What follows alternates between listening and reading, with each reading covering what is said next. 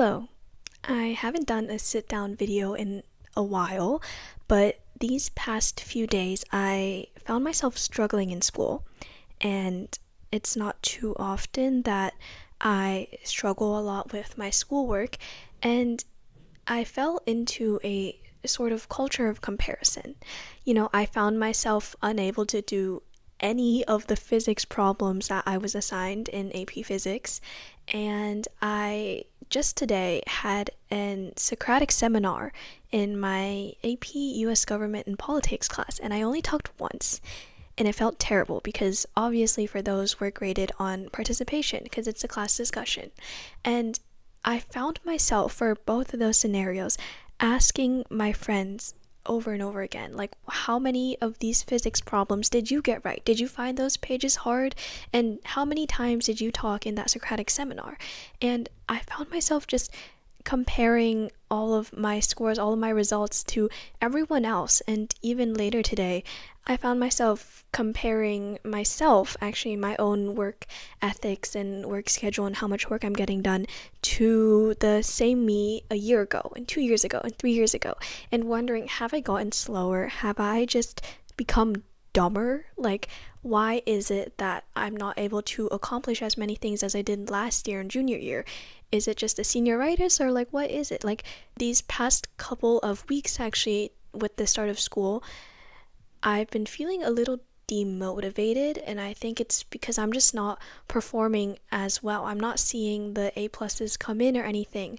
And that's when I started to understand that comparison is the thief of joy. Because, and I know this is a fairly unique perspective, but for me, comparison has always been a giver of joy. I've always placed a lot of my self-worth on grades and my grades being higher than everyone else's, and it's a very egotistical, self-centered thing to do, for sure.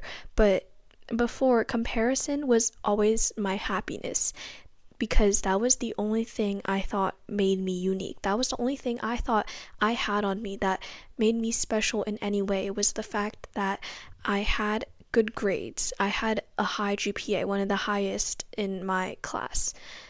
And I'm starting to realize how dangerous that is because, it shouldn't be a game of comparison. Like, you shouldn't base your self-worth, and I think this is obvious, you shouldn't base your self-worth on how you perform relative to other people because, I mean, I'm sure this is an argument that's been made 1,000 times, but everyone is different. Everyone learns at their own pace, blah, blah, blah. But the issue with me is that, in the past I've always been taught that good grades are the best and stuff, and I think I've like ingrained it in me. There's no external pressure from anyone else. It's my internal pressure. Like, it's not my parents, it's me. I just want to get good grades, get a high GPA because that means that I'm better. That means that there's something about me that's special. And in fact, one of my greatest fears is being alone.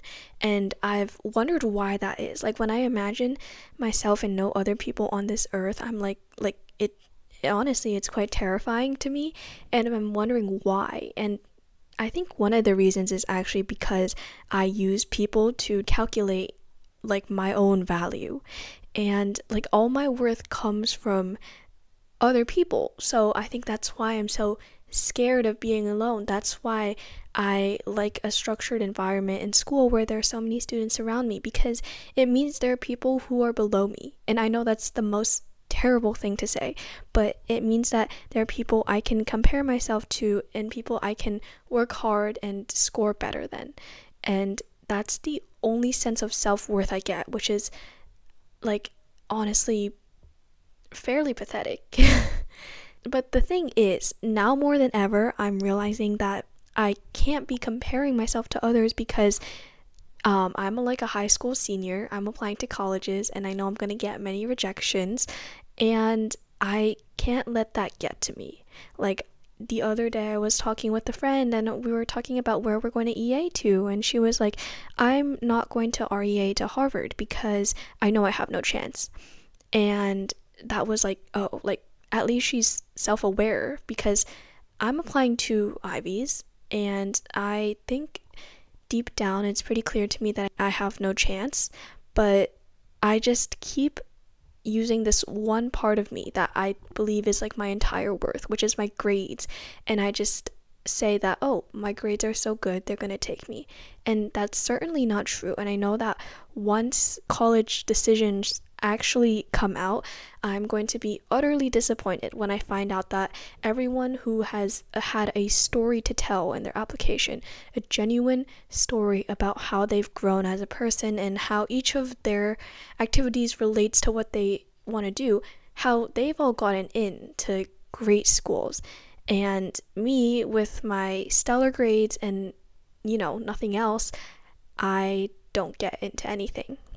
And honestly, like, that's a very depressing thought to have, but that's why now more than ever it's so important for students, I think, to just not compare yourselves. Like, from a top student, I am telling you that there comes a time where you won't be the top. For other top students, comparison is also a giver of joy. It's not the thief of joy, it's the giver, because us being academically more successful than everyone else has been our sole selling point. Like, it's the only reason we have value, and comparing ourselves and being the best in that field has given us everything.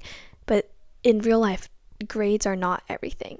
And so we're soon going to realize that comparison will no longer be the the giver of joy. It'll be the thief of joy.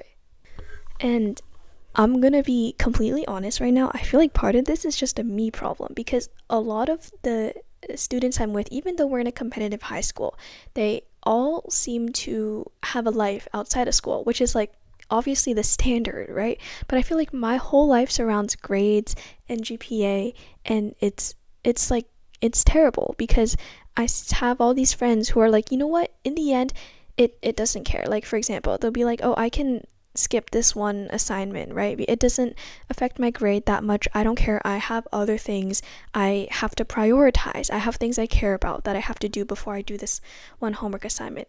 For me, the homework always comes first, not the things that I actually want to do, because I don't know what I actually want to do. Rather, I just care about getting those grades and being able to compare with everyone else and knowing that my grades are the best. So ultimately, I guess what I'm trying to tell all of the overachieving students out there is, don't let comparison culture get to you. Like, I know it feels so good when you score better than everyone else on test, but think about it. If you only think about scoring better than everyone else, say it's a hard class and everyone gets 50 and you got a 51, that isn't necessarily the best point of success, like the best metric of success. You should be striving for the 100, right? Like, you shouldn't be striving just to be better than everyone else. You should be striving to surpass your own limits. And I think a good way to do that is like identifying your goals and then actively working towards them, and then getting that satisfaction from when you make a step closer, when you get a step closer to your goals. Because for me now, like, my only goals are academic, and by goal I mean like genuine, like lifelong goal, okay? Something that you genuinely derive joy from, okay? Like real joy, not like, oh, I scored better than someone else type of joy. And so really focus on yourself, focus on becoming a better person. Don't focus on comparing yourself, because in the end, sometimes comparison can be a giver of joy, and it can be really helpful for our egos, but other times it can be a destroyer of our egos, and it can be a thief. And I do want to clarify, I don't think there's anything wrong with being aware of what the peers around you are doing and maybe looking towards them for help, or like kind of gouging where they are so that it can help you, realize where you are and what you need to do.